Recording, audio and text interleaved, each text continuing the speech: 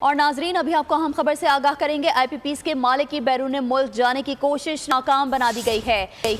FIA immigration Lahore ने Namvar businessman Shahid रोक दिया। मजीद तफसीलात जानेंगे खुर्रम मलिक से। खुर्रम, आगाह कीजिएगा।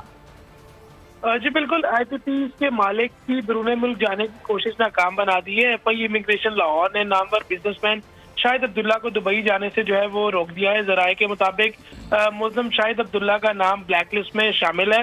बिजनेसमैन शाहिद अब्दुल्ला का नाम एंटी मनी लॉन्ड्रिंग के तहत एक इंक्वायरी में जो है वो शामिल किया गया था। जराये का ऐसा कहना है, जबकि मुल्ज़िम का पासपोर्ट और दीगर सफरी जो कागजात हैं वो FIA इमिग्रेशन ने अपनी तहवील में ले ली हैं। मुल्ज़िम शाहिद अब्दुल्ला जो है वो सफायर एनर्जी और IPP का मालिक है, जराये का ऐसा बताना है। और आज ये दुबई रवाना हो रहे थे और जब इमिग्रेशन के काउंटर पे पहुंचे तो इमिग्रेशन अफसरान की जानिब से जो है वो उनका जो पासपोर्ट है वो कब्जे में लिया गया और साथ ही जो है वो उनको रोक दिया गया। जी ठीक है खुर्रम मलिक, आपका बहुत शुक्रिया।